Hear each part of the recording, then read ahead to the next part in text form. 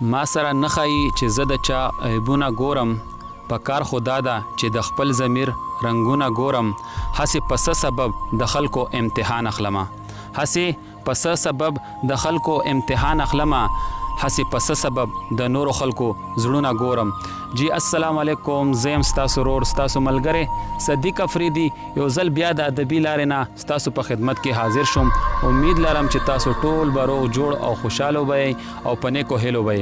مینوالو په ننني پروګرام کې موږ سره ناستې کوي عبدالغفار صاحب په پروګرام کې ورته ډېره مینه او هرکلی وایو. السلام علیکم. وعلیکم السلام. ستاسو ډېره مهرباني چې تاسو زموږ دپاره دومره ټایم وویستلو. زموږ د مات ګوټ کلام هم د ځان سره شریک کو، زموږ د ملګرو ته دې نشر کړو. نو زه ستاسو په دې ډېر زیات شکرګزار یم. عبدالغفار صاحب زموږ مینوالو ته داسې لنډ غوندې کې تعارف. یاره جي زه خو پخپله د دې شرمین دفتر یم پېښور سیمې او درزیتوب کار کوم په کوچو بازار کې مصروفیات دي زما. ډېر ښه دی. عبدالغفار صاحب د زندګۍ په باره کې به راته وایې چې دا شاعري تاسو سټارټینګ کله راخستی؟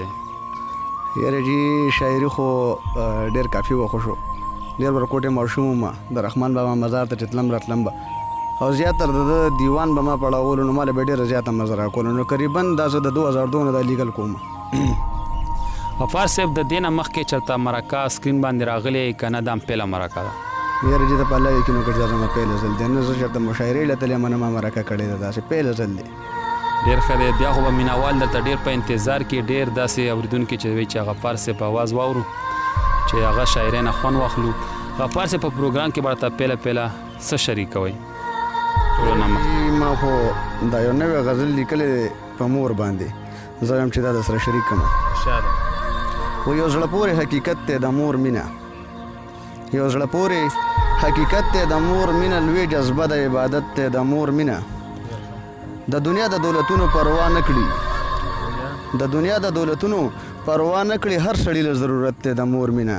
او ما لپاره بې قراره وي یارانو، ما لپاره بې قراره وي یارانو، سر تر پایه حفاظت دی د مور مینه. دی رښتیا د مور د خپو لاندې جنت دی، دی رښتیا د مور د خپو لاندې جنت دی. دا دنیا د هم جنت دی د مور مینه. دی کامیاب چې دعاګانې د مور اخلي، دی کامیاب چې دعاګانې د مور اخلي. والله ډېر لوی غنیمت دی د مور مینه. او زه غفار که په چا ګران یم کارزان یم، زه غفار که په چا ګران یم کارزان یم. رب راکړی لوی دولت دی د مور مینه، رب راکړی لوی دولت دی د مور مینه. بل داسې غزل موږ مینوالو دپاره؟ بل یو غزل دی، دا هم تقریبا چې ما په دې هفته کې لیکلي دي. نوي دي، بالکل نوي دي. ولې نه چې تېر ښکلي وختونه کړو، ولې نه چې تېر ښکلي وختونه کړو، لرې نفرتونه او غمونه کړو. څه به شوګیرې کړو د فراق په شپه، څه به دا غمونه او دردونه کړو. څه به شوګیرې کړو د فراق په شپه، څه به دا غمونه او دردونه کړو. ته به یې او زه به یم مزې به وي، ته به وي او زه به یم مزې به وي. ورک په د ژوند واړه ارمانونه کو به ومنه، بس دا خو زما ومنه، ومنه بس دا خو زما ومنه. څو به درې بار مونږ مینتونه کړو، تېرې کړې دا ورځې د هجران ربه، تېرې کړې دا ورځې د هجران ربه. کله د یو بل به دیدنونه کړو او ګران به یم پتا او زه ګران به یې په ما او زه پتا به یم، ګران به یې په ما او زه پتا به یم. زه غفاره دغه بلوزونه کړو، زه غفاره دغه بلوزونه کړو. بل څه غزل نیم شریکوئ موږ مینوالو دپاره؟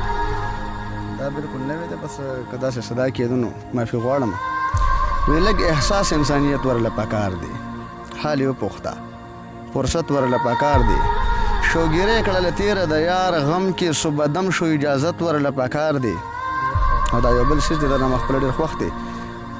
وی هېڅ پښتو او هېڅ غیرت ورپکې نشته، هېڅ پښتو او هېڅ غیرت ورپکې نشته. نفرت خوشی که نفرت ورله پکار دی.